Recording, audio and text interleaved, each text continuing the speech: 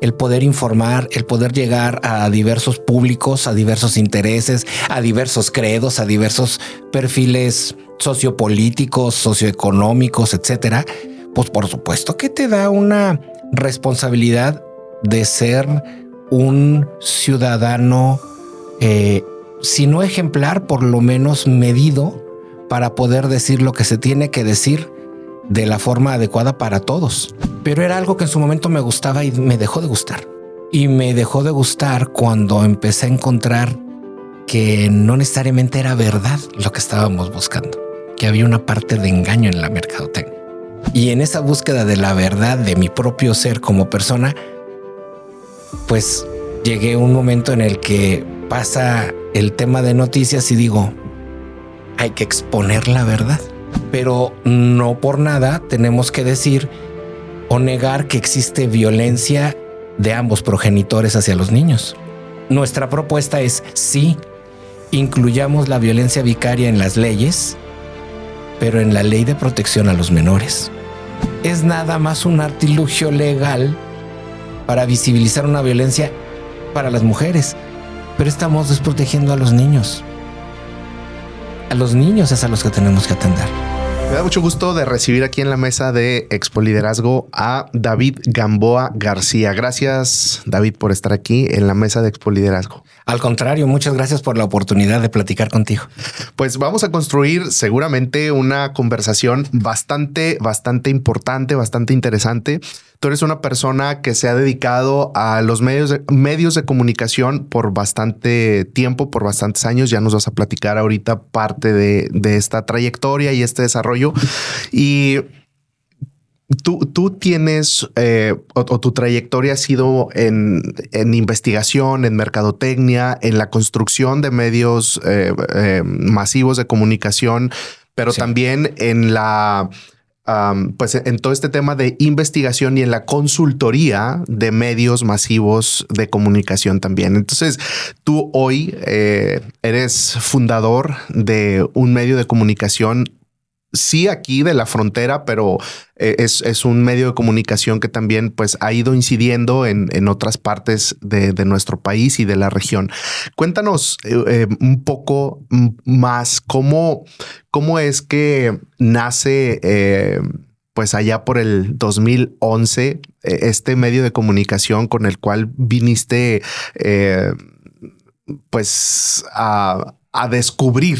Realmente creo que esa es la palabra. Viniste a descubrir tal vez una de tus grandes pasiones, que hoy es todo este tema de los medios y de la información. Así es, pues yo pienso que no existen coincidencias.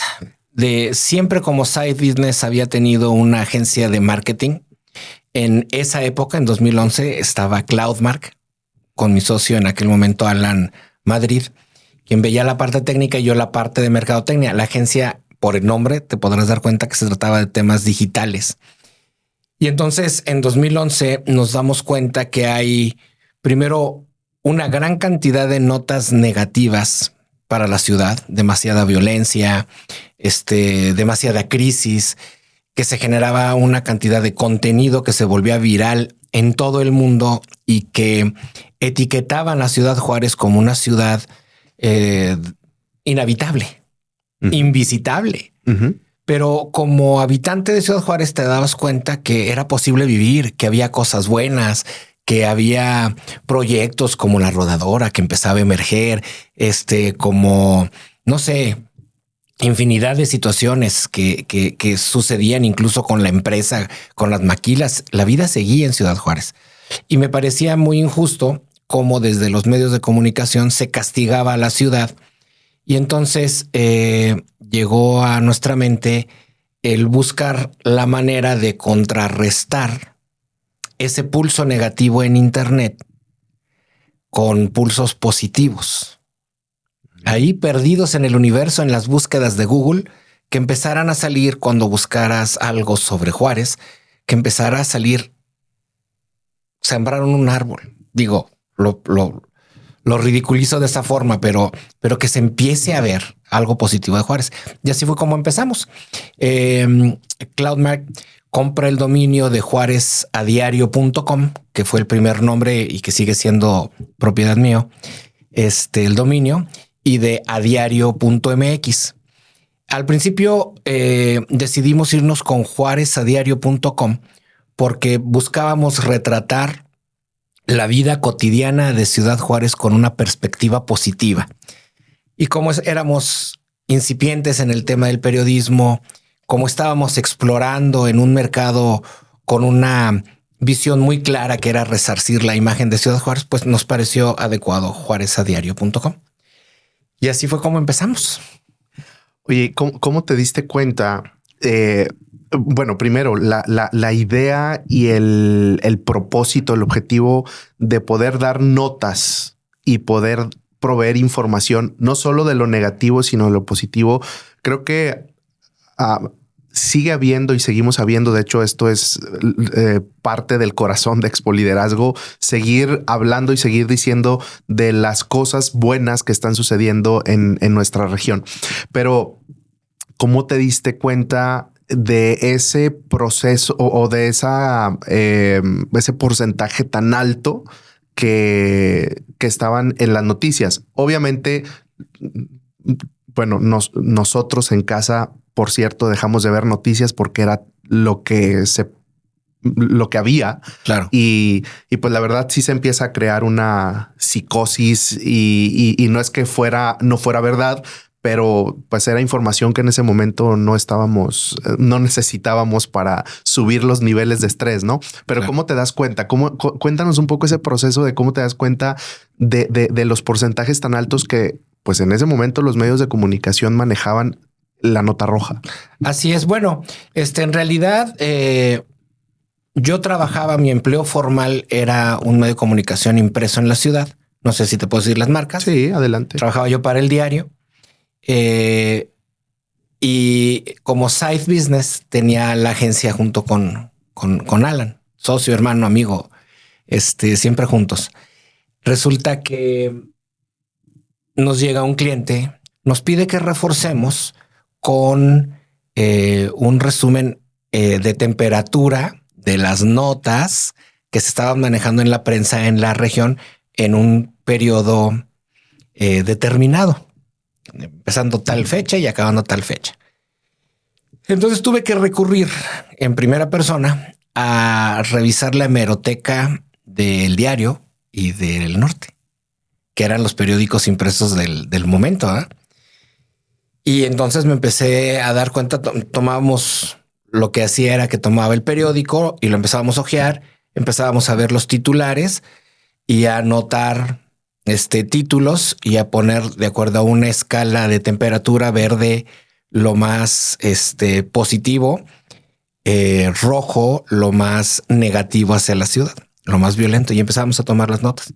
Y llegamos a un punto en el que ya con esa matriz de datos teníamos un mapa completo de lo que estaba sucediendo por fechas, inclusive momentos en que la parte caliente o la parte muy extrema de violencia se manejaba y se veía pues todo rojo en una zona, y otros momentos en que se veía más naranja, nunca verde, jamás verde. Eso sí te puedo decir.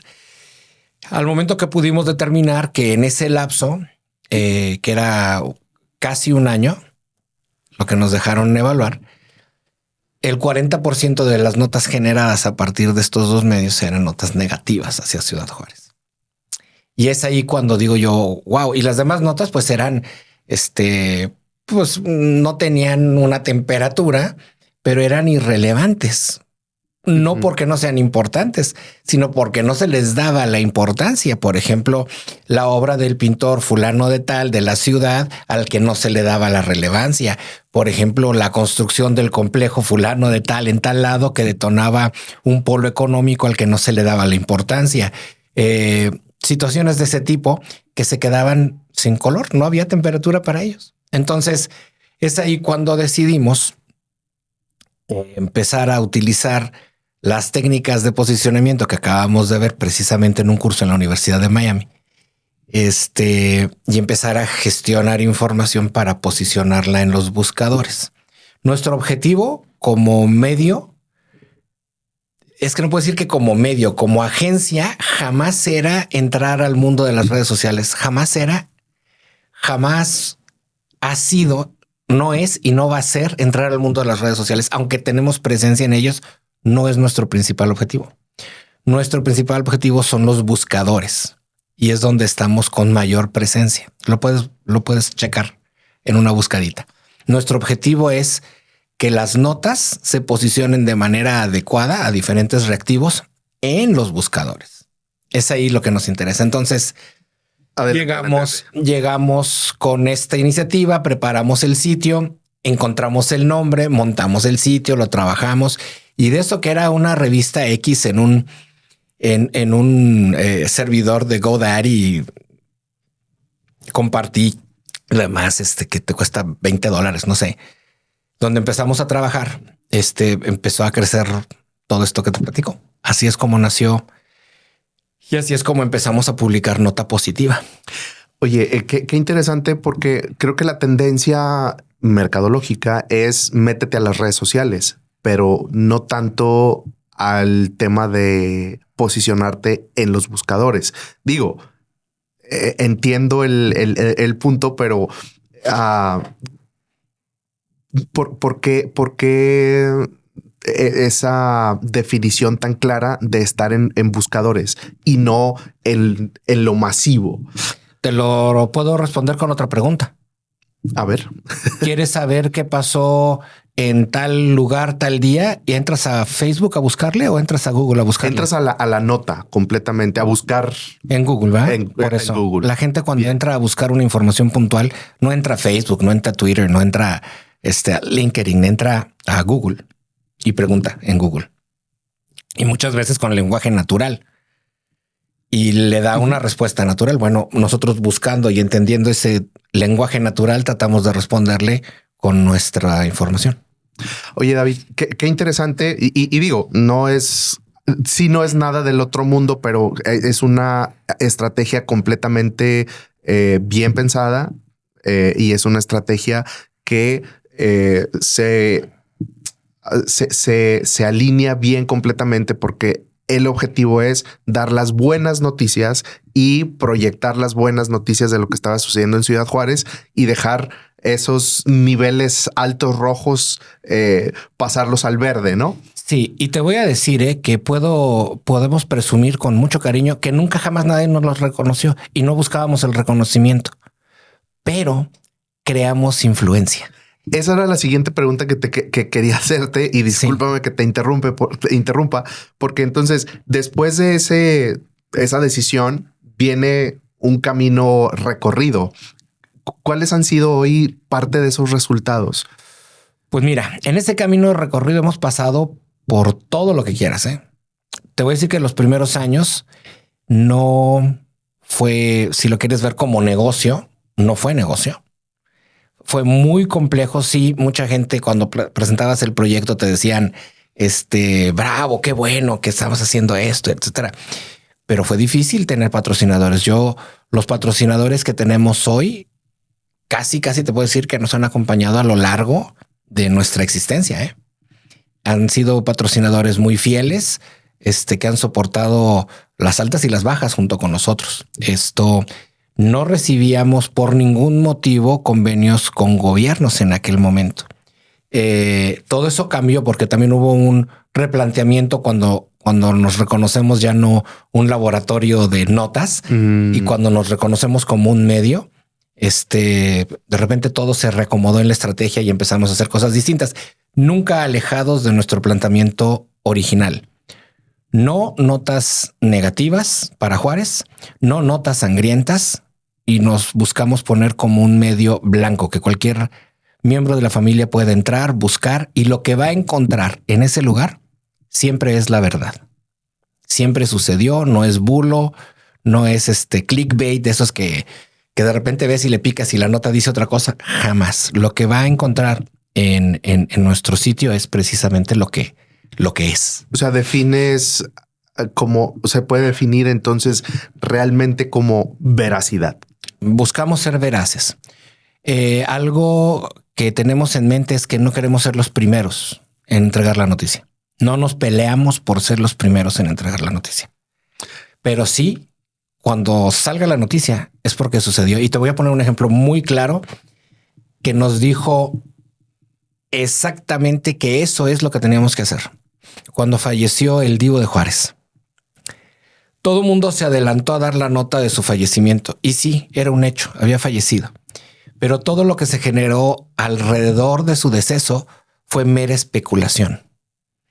Un medio de la Ciudad de México, el medio impreso más importante del país, que es el Universal, se atrevió a publicar que estaba llegando su cuerpo a Toluca y publicó la foto de que estaban sacándolo de un avión. Era mentira, era otra cosa, pero eso publicaron.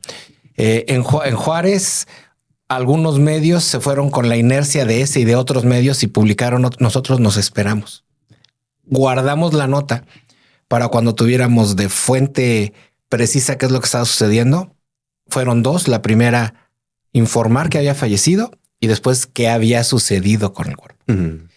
Fue ahí cuando nosotros dijimos que nos validamos que ese era el camino, porque es incómodo que llegue. Prefiero que lleguen y no encuentren la nota y que me digan, qué chafa, no la tiene, a que me digan, qué chafa, puras mentiras. Claro. ¿No? Entonces va a estar seguramente, todas las notas de tendencia están, pero en el momento en que las verificamos y que tenemos una visión general de lo que está sucediendo alrededor de ella.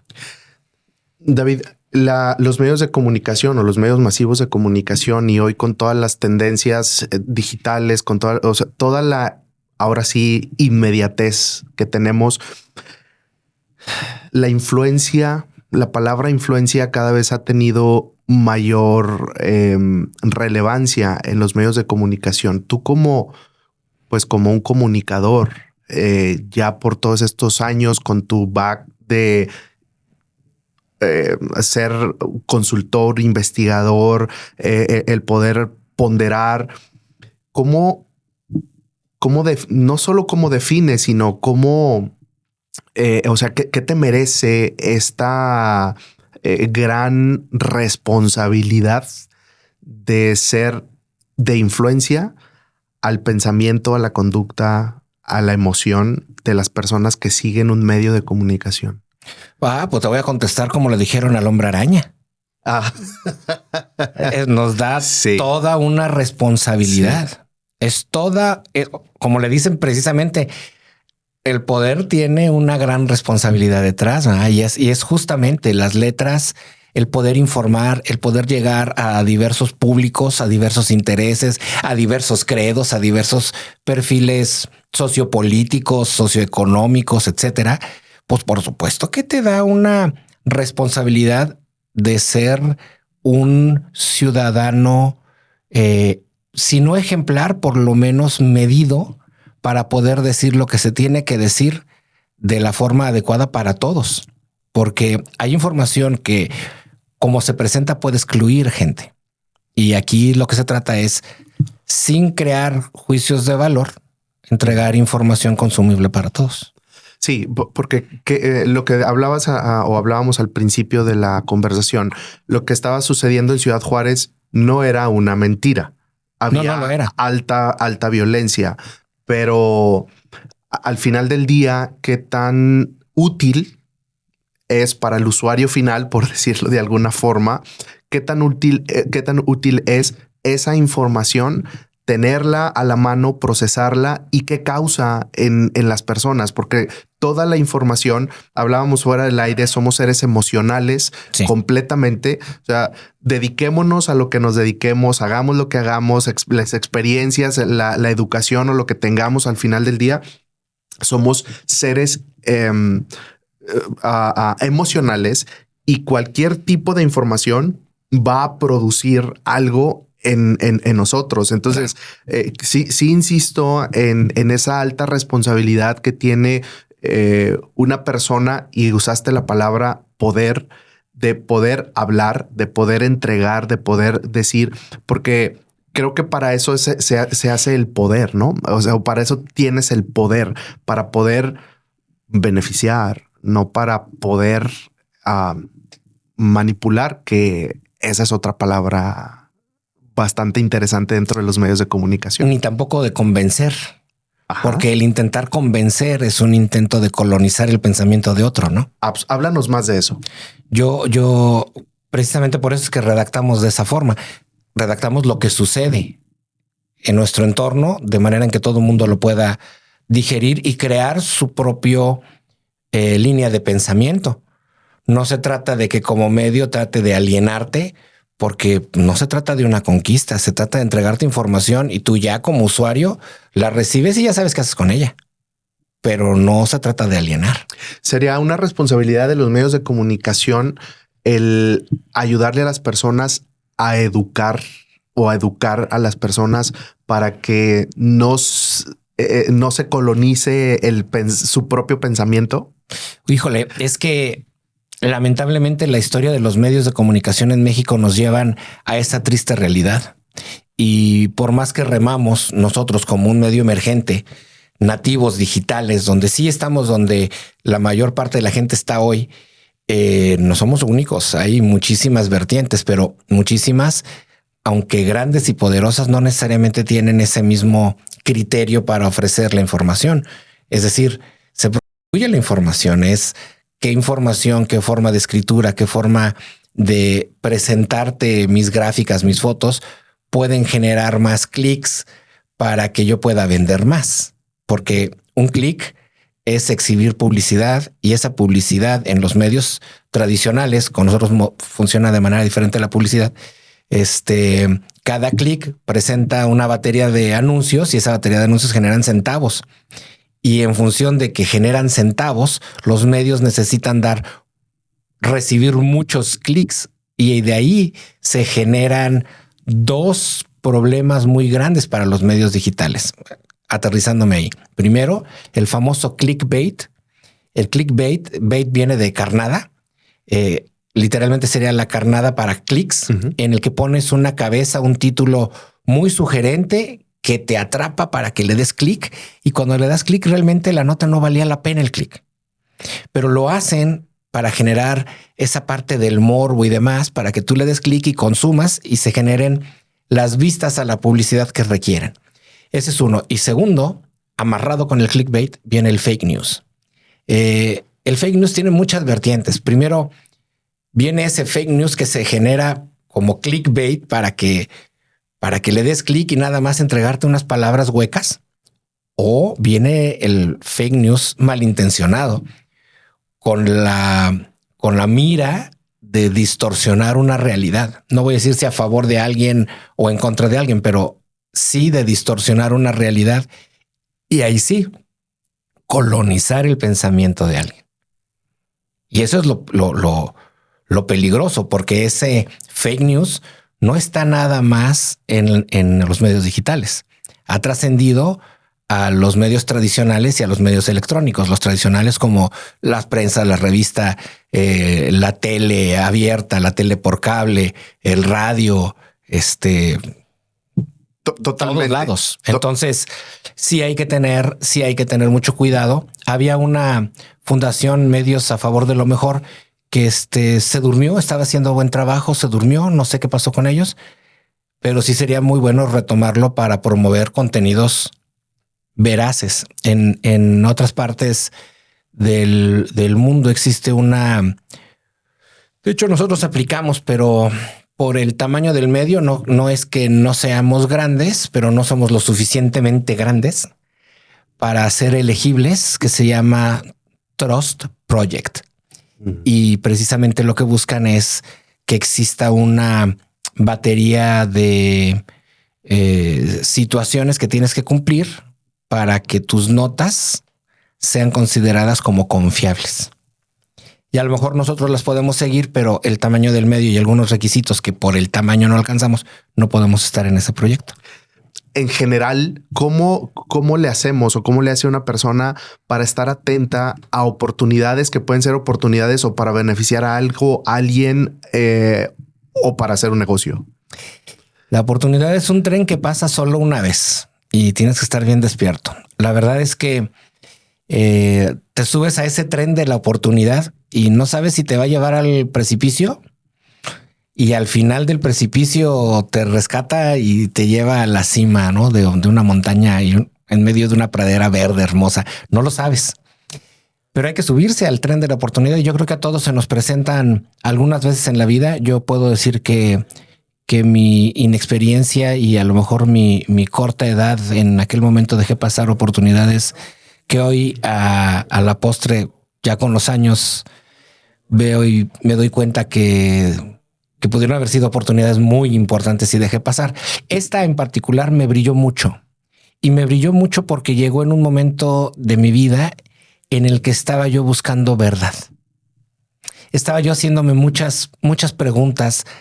Me decías que no me pusiera tan filósofo, pero aquí tiene que ver, porque llegó un momento en mi vida que me estaba yo divorciando. Y yo creo que todos pasamos, cuando pasamos por un evento como este, en un momento muy reflexivo. Y en ese momento estaba yo cuestionando muchas partes de mí. Lo que era verdad alrededor de mí, lo que era mentira, que habías construido en parte de mentiras y tienes que romper todos esos estereotipos y quedarte, porque te quedas encuerado. Después de que llega un divorcio, te quedas totalmente encuerado. Quedan tus emociones expuestas, tu intelecto expuesto. Tú como persona estás vulnerable. Te haya ido como te haya ido. Es la realidad. Así sales de una relación y entras en un proceso de divorcio justamente así. Y entonces en ese proceso de tomar mis piezas, pues tienes que tomar cuál pieza sí, cuál pieza no. Y decidí soltar un poco la parte de la mercadotecnia, porque esa venía amarrada con una serie de personas, grupos, que ya no me llenaban. A lo mejor conservo las amistades, pero ya no me motivaban, ¿sabes? Soy mercadólogo, di clases de mercadotecnia. Mis alumnos me reconocían como buen maestro. Yo honestamente no sé cuánto se echa a perder, pero era algo que en su momento me gustaba y me dejó de gustar. Y me dejó de gustar cuando empecé a encontrar que no necesariamente era verdad lo que estábamos buscando, que había una parte de engaño en la mercadotecnia. ¿Me explico? Y decido utilizar lo que aprendo, tanto de la mercadotecnia como la parte técnica. Te digo que te decía fuera de micrófonos que de hobby aprendí a programar. Fui de los primeros programadores en Juárez en ambientes gráficos dentro de la industria de la maquiladora. Bueno, otra historia que platicarte ahí. Y decido tomar todo eso y me quedo en la búsqueda de esa verdad. Y en la búsqueda de la verdad estoy en medio de los procesos noticiosos. Entonces, cuando se llega a la oportunidad con este cliente, me doy cuenta que yo mismo supe que esa era el último momento en que iba a hacer yo una investigación de mercado. Cuando la estaba haciendo, yo supe que era la última. Y de hecho fue la última. No he vuelto a hacer otra investigación de mercado. Y te voy a decir que agencias prestigiosas en el centro del país nos subcontrataban para hacer sus baterías en esta parte del país, pero fue la última que hicimos. ¿Por qué? Porque no había ni las condiciones económicas ni sociales. La ciudad se volvió, y la gente en la ciudad se volvió sombría. Era incapaz de decirte una verdad, porque decir la verdad te exponía a peligros reales que estábamos teniendo en la ciudad. Entonces, en esa búsqueda de la verdad como investigador y en esa búsqueda de la verdad de mi propio ser como persona, pues llegué a un momento en el que pasa el tema de noticias y digo, hay que exponer la verdad. Otra cara de lo que está sucediendo. Otra cara de lo que está pasando en Juárez, y quizá motivado un poquito por esas emociones y por esas situaciones propias de mi intelecto personal en ese tiempo y circunstancia, es que reconozco esa oportunidad. Pero yo creo que todos, absolutamente todos, tenemos un momento de oportunidad en el que dices, lo tomo. Por ejemplo, mi hijo, uno de mis hijos, el mayor, tiene 17 años. Él vio una oportunidad y desde muy chico, a los 17 años, él dijo, quiero estudiar esto y para allá. Y se pintó un objetivo. Y para mí yo pude haber dicho no, pero era su decisión y vio su oportunidad y sigue peleando por ella. Eso no se lo voy a quitar porque encontró su oportunidad. Y yo creo que, digo, cada historia es absolutamente valiosa y cada historia nos trae verdad. Uh-huh. Pero qué bueno sería no necesariamente llegar a momentos pues de quiebre como este o como cualquier otro para poder encontrar oportunidades, para poder encontrar propósitos, para poder encontrar las verdades que necesitamos para tomar decisión y tomar acción, ¿no? Creo que ese sería, estás hablando de tus hijos, creo que ese sería también un objetivo como papás, de poder orientar y de poder impulsar, ayudar, dirigir, guiar a la generación que viene detrás de nosotros para que no espere a un momento o de crisis por la razón que sea, sino ¿cómo le hago? ¿Cómo te facilito para que encuentres ese propósito? Yo creo que a los hijos se les educa más que con palabras, con acciones. Absolutamente de acuerdo. Yo soy de pocas palabras a pesar de que me dedico a hablar para el tema de los medios y demás. En realidad soy de pocas palabras, pero ellos han podido ver todos. Tengo 6 hijos. Todos han podido ver un papá trabajador, muy comprometido con mi causa, muy comprometido con mis temas de familia, con ellos. Y al final eso arrastra, Totalmente. Al final eso arrastra, y creo que cuando llegue el momento de hablar, porque hay momentos que llega la verdad entre papá e hijo o hija y tienes que sentarte a hablar. Hemos podido pasar esos momentos interesantes, por lo menos con los 3 mayores. Has utilizado varias veces la palabra verdad. Sí. Una cosa, Aristóteles puso esta, no sé si decir dicotomía entre realidad y verdad. Ya ves, si no nos queríamos poner filosóficos. Es muy interesante. ¿La realidad es la verdad? Mira, recientemente escribí una columna precisamente hablando de la verdad. Estoy ahorita en un momento en mi vida en el que también estoy reflexionando una parte introspectiva y he tocado algunos temas y que las he convertido en paradojas. Y de hecho así se llama esa serie de columnas en la que hablamos de la paradoja del amor, la paradoja de la verdad, la paradoja del pasado y todas ellas, esos 3 conceptos por lo menos, no existen. Son constructos mentales. Pero lo paradójico es que si no vivimos hablando de la parte temporal, para decir el pasado no existe, bueno, existió un presente que me dejó una enseñanza y ya se fue. El pasado ya no existe en este momento. Lo que existe es la enseñanza que quedó en mí y ese constructo mental que generó para edificarme o para destruirme, porque los constructos mentales son para todos lados, O sea, no es nada más edificante. Entonces, en ese sentido, yo sustento que la verdad en sí no existe. Es un constructo también del hombre, de las experiencias que ha tenido, porque hoy tú y yo estamos platicando y del otro lado de controles está otra persona observando. Y a pesar de que estamos viendo la misma relación que tenemos tú y yo, la percepción que tengo yo de ti y de esta conversación es totalmente ajena a la que está teniendo del otro lado de controles al vernos en este tenis de palabras y de la que tú misma estás teniendo. Es totalmente diferente. Entonces, no existe una verdad. Es un constructo personal. Entonces, cuando se trata de hablar de verdad en el tema de noticias, no puedo llegar a colonizarte con mi verdad.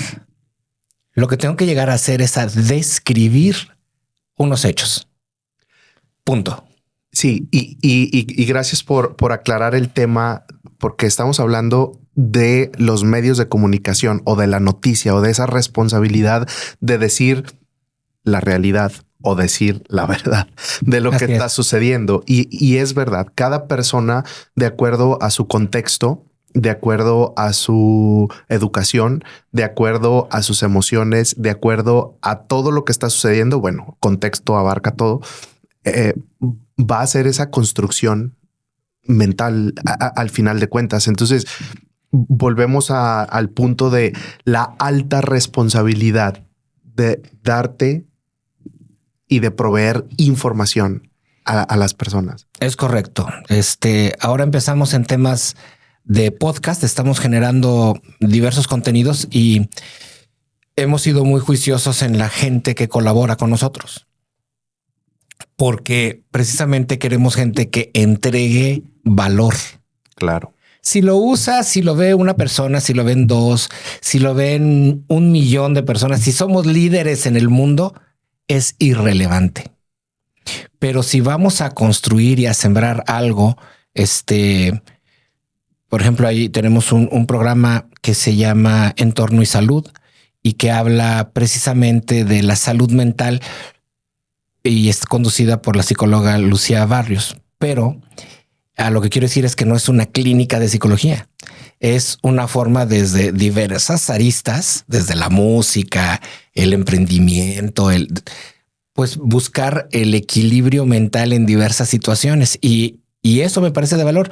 Por eso te digo, si lo ve una persona y le ayudó, qué bueno. Si lo ve 1 millón de personas, pues buenísimo. Pero eso es lo que en realidad paga, ¿no? Exactamente. Y es lo que sucede con Expo Liderazgo. ¿No? Tú creo que lo has ido testeando, lo has ido viendo también. Al final de cuentas es eso, el valor que se puede entregar al pensamiento, a la construcción de la propia persona y después recibir el feedback de 1, de 10, de 15, de 100 o del número que sea de personas, decir, me sirvió para esto. Nunca hablamos del tema, pero a él o a ella le sirvió para tomar una decisión, una acción que está transformando, que está beneficiando y que no solo está beneficiando a la propia persona, sino a su entorno. Yo mismo, ahorita te ponía el ejemplo de la persona que se encuentra atrás de controles. Yo normalmente soy productor de todo lo que se hace para ADN y yo estoy en controles. Yo personalmente, salvo para los analistas, que ahí sí no puedo estar, pero normalmente soy yo. Y sabes que para mí ha sido edificante estar del otro lado. Me ha aventado la cantidad de conversaciones que no te imaginas, de temas que no te imaginas, que hay momentos en que se me ha olvidado hacer cambio de cámara porque me han dejado reflexionando, me han dejado con movimiento interior. O sea, hay cosas muy interesantes y digo, si eso a mí me movió, pues con que exista otra persona que le mueva en ese sentido, pues qué padre. Decimos acá, ya nos sentimos pagados. Ya nos sentimos pagados, sí. Es correcto. Oye, David, tú en tu mesa de análisis, en tu mesa de entrevistas, han pasado, tu tema es más político. Sí, y han pasado, pues, no sé si todos, pero una gran mayoría de los políticos de nuestra ciudad y de nuestra región. Y aunque nuestro tema en Expo Liderazgo no es político propiamente, ha habido políticos, tenemos invitados de la política, pero no es nuestro tema es liderazgo. ¿Hay algo que encuentres en común en el liderazgo de estas personas que dirigen nuestra región? Mira, te lo voy a decir a manera de broma, pero es en serio. La gran mayoría estudiaron en la secundaria federal número 1. Oye, qué interesante. Lo platicábamos la otra vez con uno de los invitados que acaban de pasar épocas políticas de elecciones y demás y pasaron por el podcast, pues N cantidad de candidatos y etcétera, ¿no? Aspirantes a todo. Aspirantes a todo lo que quieran. Y era bien curioso cómo todos decían, no, y en la Escuela Federal número 1, no, en la Escuela Federal número 2. O sea, ¿qué tienen en común? La Escuela Federal número 1 es semillero de políticos en Ciudad Juárez. Wow. Ese decretado. Sí, es un dato bastante relevante. Sí, de verdad es que la gran mayoría pasaron por ahí.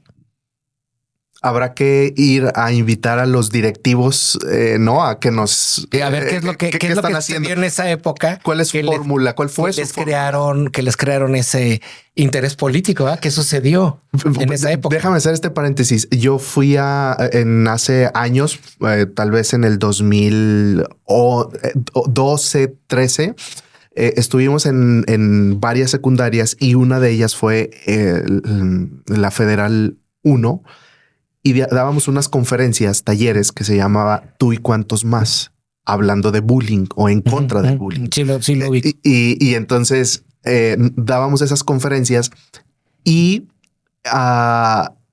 los jóvenes de ese entonces, algo que identificamos es que eran muy patriotas. De hecho, una de las señoritas de ese entonces hoy es comandante de policía. No me equivoco. No te equivocas. Por eso me llama muchísimo la atención. Y yo le decía, Cristal se llama. Y yo le decía, es que tú eres patriota. O sea, ella está presidenta municipal, gobernadora, no sé, porque le fluye por la sangre el patriotismo. Yo no sé si es el mismo director o directora desde entonces y no sé cuántos años a la fecha o han cambiado o la personalidad de la escuela o de los... Yo no sé qué sucede, pero políticos de las generaciones, que por lo menos son 2 generaciones que me ha tocado entrevistar, salen de ahí. Qué interesante. Sí. Y en tema, eso es de su desarrollo académico, vamos a decirlo, o formación académica. Para no meterme en el tema político. No te quieres meter en tema político, pero alguna característica en su relación de liderazgo. O sea, hay algo que tú puedas identificar. No sé, son arriesgados o son decididos o son visionarios. ¿Qué hay en ellos? Mira, la clase política, y permíteme que le diga clase, aunque no me gusta mucho el tema, creo que se puede aplicar porque es una construcción de muchos valores, un poco de patriotismo desde la visión personalísima que tengan de la patria y de la nación, un poco del interés de justicia que tiene que ver también con esa parte y otra parte que tiene que ver con el bien ser, pero no el bien ser en primera persona, sino ese bien ser de la comunidad. Me parece que todos ellos tienen de una u otra forma esos valores muy arraigados, muy exaltados, que me parece que es la palabra, a diferencia de un empresario que puede tener el tema de la generación del recurso y demás más avispado que el que tiene la vena política, ¿no? Cambian. Ahora, por supuesto que hay quienes son empresarios a su vez y a su vez políticos. Bueno, no estaría en política si no tuviera un interés en lo general o en lo particular siendo empresario, porque no hay que tapar el sol con un dedo. Normalmente cuando seas empresario y entras a política tienes un interés personal, pero también tienes un interés de grupo. Y en esa parte de interés de grupo estás hablando de una parte de la sociedad. Yo creo que todos tenemos intereses personales. Sí, claro. Y a veces eso se ha visto mal. Son sus intereses personales. Creo que todos tenemos una agenda y todos tenemos intereses personales. Eso no es, desde mi muy humilde punto de vista, no es incorrecto. Pero digo, ya las formas y demás, ya hay que cuestionar y meterse al tema. Pero lo que estás diciendo, la segunda parte que estás diciendo de ese bien común, en liderazgo es lo que se dice, ¿no? Un líder trasciende cuando pasa del yo a nosotros. A nosotros, es correcto. Eso es lo que ves. Eso es lo que veo, sí. En ellos. Y a ti, ¿cómo digo que tú lo traías porque es parte de lo que estabas haciendo al inicio de la construcción de todo esto, pero cómo ha impactado?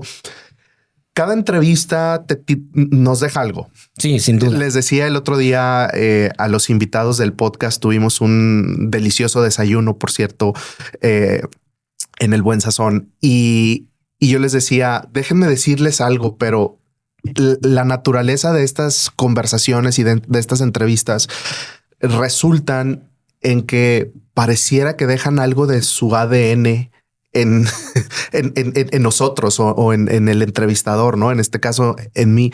¿Cómo impacta, David, esas entrevistas en tu propia construcción? Uy, mucho. Incluso las que no hago yo y estoy viendo del otro lado de controles, que de hecho se aprecian a veces que más. Puedes ver los rasgos del entrevistador y cómo impactan las respuestas en el entrevistador como tercera persona, de una forma diferente. Pero sí, hay entrevistas duras. Por ejemplo, entrevisté a Aldonza González. Ella buscaba ser candidata. Bueno, era en ese momento candidata a un distrito para ser diputada. Hizo revelaciones importantes en el podcast que a mí me dejaron frío. Yo no sabía cómo continuar la entrevista. Después de revelaciones muy personales que no había dicho a nadie, los hizo ahí, no los repito, vean el podcast. Me dejaron frío. Yo no supe para dónde caminar.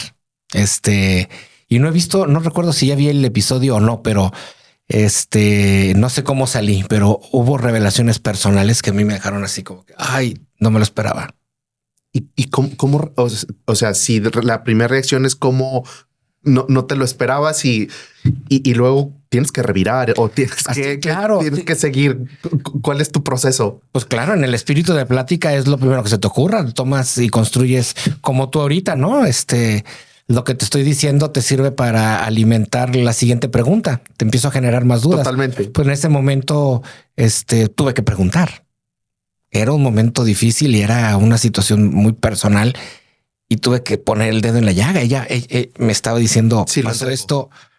Lo entregó con todo el dolor de mi corazón y tuve que irme por ese camino y traté de hacerlo lo más sincero y lo menos doloroso, porque era algo muy personal. Y eso es un arte. Espero que lo haya manejado con maestría. Sí, yo no estoy seguro. Porque hay una alta responsabilidad y lo tengo que decir en esta entrevista. Es una alta responsabilidad hacer una pregunta a quien tienes enfrente.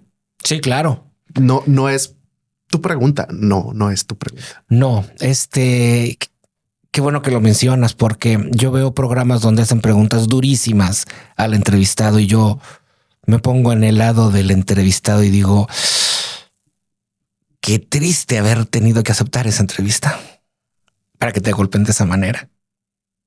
Sí. Porque no eres nada más un servidor público. No eres nada más un empresario o una persona pública al que le vas a preguntar algo. Eres un ser humano y tienes que estar consciente de que sí tienes responsabilidades en tus acciones y a lo mejor se te cuestiona sobre ellas, pero hay temas que ya son muy trillados en el tema de la política. Para una persona en particular, que preguntarle una vez más algo que ya está trillado, contestado y supracontestado es ya con la intención de hacer daño, de lesionar la persona. Y yo creo que cualquier persona que quiera venir a entrevistarse conmigo, lo único que puede esperar es que va a ser tratado con dignidad. Esa palabra, antes de entrar a la entrevista y lo saco a colación, vi una nota de un artista, ni siquiera voy a mencionar nombres, pero hacen una referencia a su esposa. Totalmente denigrante, y a veces se pueden tomar o no. Bueno, no nos podemos. Hay quienes se toman la libertad de sentirse con todo el derecho de hacer ese tipo de preguntas o hacer ese tipo de publicaciones o hacer ese tipo de señalamientos que al final de cuentas cosifican a cualquier persona y nos olvidamos o se olvidan de lo que tú estás diciendo, del ser persona. Y ese es otro, ese es otro tema, porque sí somos humanos. Sí. Pero ¿qué pasa cuando vamos a todo ese proceso de definición de que somos personas? Te oigo preguntarme esto y no puedo dejar de lado el recordarme de la Casa de los Famosos de este año. Este programa muy esperado y con altísimos niveles de audiencia. Después de meses de que terminó, volteé a ver los medios que hizo con los participantes. Incluso los ganadores están en un proceso de derrumbe en su imagen pública. Haber entrado a la casa de los famosos en las condiciones en las que entraron, con las reglas en las que entraron, en la que se permitieron darse con todo, ha derrumbado a los participantes, quienes se quedaron sin contratos. Hay quienes, para qué te digo, ¿no? Gente que ya está cerrando sus cuentas sociales por el bullying que recibe. Se presentan en eventos y los abuchean, porque se expusieron de más. Y a mí me parece que un medio que permite que flagelen así, no a los artistas. Los artistas, repito, son una construcción para el entretenimiento. A la persona. Qué terrible. Qué terrible. Qué terrible, además, que nosotros como sociedad encontremos en ello la diversión. Qué terrible. Y te lo digo yo, que me aventé todos los capítulos. Porque yo estaba, de verdad, a mí estabas en un proceso de investigación o de análisis. A mí me llamó mucho la atención el conflicto de género que se presentó dentro. Porque hubo un conflicto de género y en el que tratos muy ásperos se maximizaron y se llevaron a evaluarlos como violencia de género. Entonces esa parte me llamó mucho la atención porque estoy en esa parte estudiando un poquito esos temas de la violencia de género y demás. Sí. Podemos hablar un poco más de el interés o desde qué perspectiva estás investigando, más que por la razón, la perspectiva del por qué, sí. la perspectiva desde ese estudio. Sí, sabes que soy parte de un movimiento en la ciudad que se llama No Más Hijos Rehenes.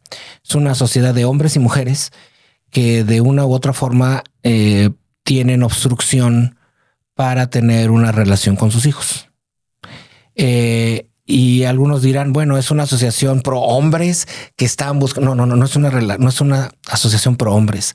Es una asociación que está buscando los derechos de los hijos a convivir con ambos padres, padre y madre. Y desde ese sentido es que está mi interés en este asunto de género, porque por la época estaba por presentarse en el Congreso del Estado la inclusión de la violencia vicaria dentro del catálogo de violencias en la ley estatal para una vida libre de violencia para las mujeres del estado de Chihuahua. Y hubo de alguna manera inconformidad de mi parte y del colectivo, y pues tuvimos que levantar la mano y hacernos escuchar en el Congreso. Y bueno, pues en 2 ocasiones logramos que esa ley se detuviera o la inclusión de esa violencia se incluyera. No sé cuánto vamos a lograr que se coloque, pero nuestra postura de fondo es que la violencia vicaria no la negamos. Explícanos un poco más qué es la violencia vicaria para quien no. Sí, eso es un tema un poquito complejo y entiendo que es poco entendible, y si no la entendemos, menos la vamos a identificar. La violencia vicaria es cuando se ejerce daño a un tercero para generar dolor emocional y o psicológico al objetivo principal. Es decir, en una relación papá, mamá, hijos, alguno de los papás o algunas de las mamás retienen a los hijos, por ejemplo, por decirlo menos, de la relación con su padre o su madre, con la intención de castigar al padre o la madre para que no los vea. No tiene derecho, yo digo que no. Pero no se están dando cuenta que el daño principal se lo están dando a los hijos. Ese es un caso leve, ¿eh? Un caso extremo es el padre y o la madre que infringe dolor, castigo, etcétera, al niño, no por generarle un dolor a él, sino porque la otra parte, padre o madre, del otro lado, se sienta vulnerado por el daño que le están haciendo a sus hijos. ¿Me explico? Es como que una violencia en tercera persona. Entonces, esta violencia vicaria lo que dice es que las mujeres, sí o sí, son receptoras de violencia vicaria. Los hombres no. Pero para ello hay pues muchos temas en los que pudiéramos meter mano. Por ejemplo, el 73% de las visitas a los centros de convivencia familiar en Chihuahua, 73% son hombres, no mujeres. Es decir, ¿quién tiene la custodia? Las mamás, no los papás. Y en ese sentido, el 85% de las custodias las tienen las mamás. ¿Qué pasa con el otro 15%? Dirás, bueno, el otro 15% son los papás que tienen la custodia de sus hijos. No, no es así. La tienen las abuelas, las tías, el DIF y hasta el último los papás. Entonces, estamos hablando de una violencia que está estereotipada, colocando al género masculino como agresor, y no necesariamente es así. Nosotros, yo en primera persona digo, debemos dejar de hablar de género. Sí, por supuesto, reconocemos que ha habido violencia hacia la mujer de una manera histórica. Eso no lo vamos a ocultar y no lo vamos a negar. Sería negar nuestra realidad actual. Pero no por nada tenemos que decir o negar que existe violencia de ambos progenitores hacia los niños. Nuestra propuesta es sí, incluyamos la violencia vicaria en las leyes, pero en la ley de protección a los menores. Porque en esa situación quien recibe la violencia directa es el vicario, es el menor. Para entender la palabra vicario te lo voy a explicar bien sencillo. ¿Has escuchado el término el vicario de Cristo? Bueno, el vicario de Cristo se dice así porque el vicario es el representante, el suplente. Entonces, cuando decimos el vicario de Cristo, es el representante de Cristo en la tierra, es el Papa. Cuando aquí hablamos de violencia vicaria, es que estamos ejerciendo violencia a un vicario, es decir, a un representante de la persona a la que le queremos hacer daño. ¿Me explico? Totalmente. Y en ese sentido, quien es el receptor de la violencia per se, pues no es la persona, es el vicario. Entonces debemos proteger al vicario. Ese es el tema. Y es un tema que no se acaba en 6 minutos. No. Y que tengo que decirlo lamentablemente y a lo mejor no es muy agradable, pero colectivos pro género no lo comprenden de esa manera y lo quieren establecer como una ley de protección exclusivamente de un lado de los géneros, ¿va? Pero aquí me parece que tenemos que proteger a los niños. Los niños antes que nada, niños, niñas y adolescentes, antes que nada. Históricamente, las generaciones de niños son las que han sido obviamente vulneradas por obvias razones, pero si vamos un poco también a la historia, vemos pues cómo hay movimientos o hubo movimientos en la historia universal para acabar también con generaciones y con niños. Y yo creo que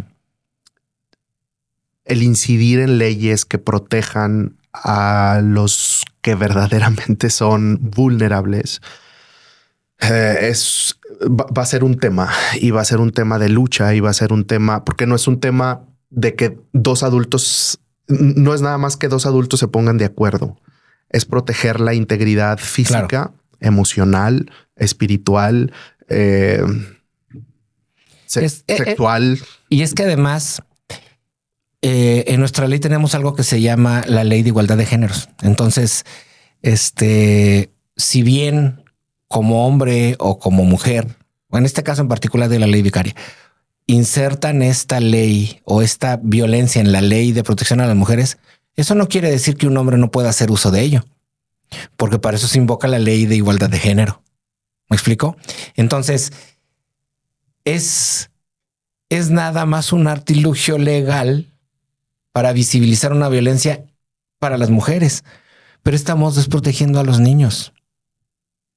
A los niños es a los que tenemos que atender. Totalmente. Y de hecho nuestra propuesta ha sido muy clara y te la digo para que se quede para la posteridad. Es la modificación del artículo 53 de la Ley de las Infancias del Estado. Es para que se incluya ahí el reconocimiento de la violencia vicaria como protección, como medida de protección para el infante, o agregar el 53 tris para que surtan los mismos efectos. Seguramente vamos a tener una conversación más profunda, ya sea contigo, ya sea con alguien más, para poder conocer más acerca de esto que está sucediendo, porque claro que sí. Pareciera que eso no está en el radar. Pareciera que eso no está en el radar. No está en el radar. Y lamentablemente, al ser una situación precisamente de género, y hoy la parte de género masculino está siendo invisibilizado por muchas situaciones. Primero, el status quo que suprime que el hombre se queje, levante la mano, hable de sus injusticias hacia su dignidad o hacia su integridad como ser humano. Esa es una. Y la otra es que la misma ley no favorece y no ayuda y no colabora para que esas situaciones de género hacia el hombre, pues también crees que ya hay una desigualdad. Creo que se está creando una desigualdad muy importante. Va a ser muy interesante. Estoy escribiendo un libro al respecto. Por eso la investigación y por eso varias cosas. Pues cuando tengas el libro va a ser muy bueno poder leerlo, conocerlo, leerlo y poder construir una buena conversación como la que acabamos de tener en este episodio de Expo Liderazgo. David, muchas gracias por el tiempo, por la conversación, por tu sinceridad y por construir sobre esta mesa de Expo Liderazgo para quien nos está escuchando a través de la radio, a través de las redes sociales. Si hubiera un mensaje que millones de personas pudiera ver de manera instantánea, ¿qué te gustaría que leyeran? Uy,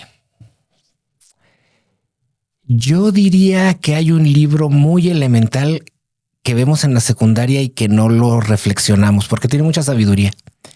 Y es un libro milenario, se llama El arte de la guerra.